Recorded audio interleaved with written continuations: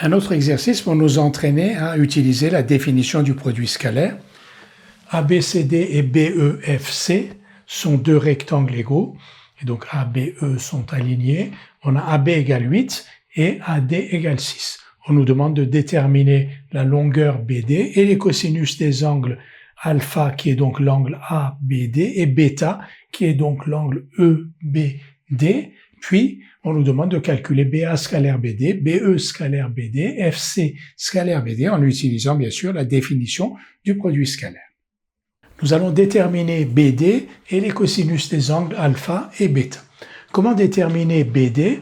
Donc ABCD est un rectangle, BD est sa diagonale. Pour déterminer BD, on va utiliser le fait que le triangle ABD est rectangle en A. Si le triangle ABD est rectangle en A, on peut appliquer le théorème de Pythagore et écrire que BD carré égale AD carré plus AB carré.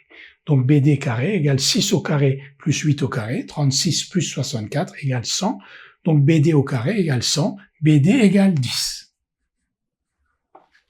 Une fois que l'on a BD, on peut facilement calculer le cosinus de l'angle ABD. En effet, toujours dans le triangle ABD qui est rectangle en A, le cosinus de alpha ici est égal à la longueur du côté adjacent divisé par la longueur de l'hypoténuse. Donc cosinus de alpha est égal à AB sur BD, c'est-à-dire 8 dixièmes, c'est-à-dire 4 cinquièmes.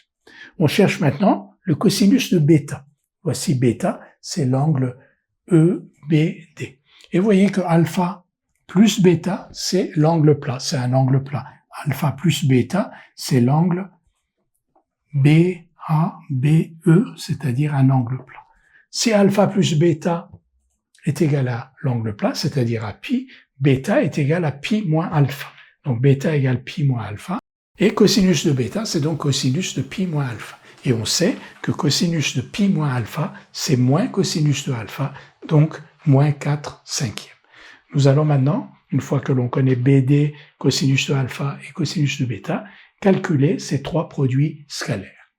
Deux premiers produits scalaires, BA scalaire BD, d'après la définition du produit scalaire, BA scalaire BD, c'est BA fois BD fois cosinus, donc BA scalaire BD fois cosinus ABD, c'est-à-dire cosinus alpha. Donc BA c'est 8, BD c'est 10, et cosinus ABD, on l'a calculé, c'est 4 cinquièmes. 8 fois 10 fois 4 cinquièmes, ça fait 64. BE scalaire BD maintenant, c'est BE fois BD fois cosinus de BEBD, c'est-à-dire cosinus de l'angle EBD, c'est-à-dire cosinus de bêta.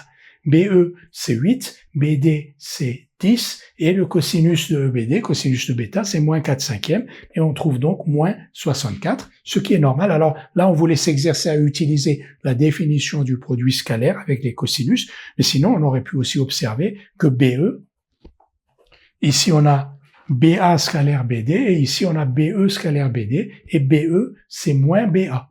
Le vecteur BE est égal à moins BA, parce que la longueur de BE est égale à la longueur de BA. Ils ont la même direction, mais ils sont de sens opposé, le sens BA ici et BE ici. Donc si BE est égal à moins BA, si je remplace ici BA par moins BE, j'ai donc moins BE scalaire BD. Moins BE scalaire BD égale 64, donc BE scalaire BD égale moins 64. Il nous reste un produit scalaire à calculer, FC scalaire BD. FC scalaire BD maintenant, donc FC scalaire BD. FC est égal à EB, parce que BEFC est un rectangle, donc le vecteur FC est égal au vecteur EB. Et le vecteur EB lui-même est égal au vecteur BA. Donc FC scalaire BD est égal à, on remplace FC par EB, EB scalaire BD, et EB est égal à BA. Donc FC scalaire BD, c'est BA scalaire BD, que l'on a calculé en premier, et qui est égal à 64.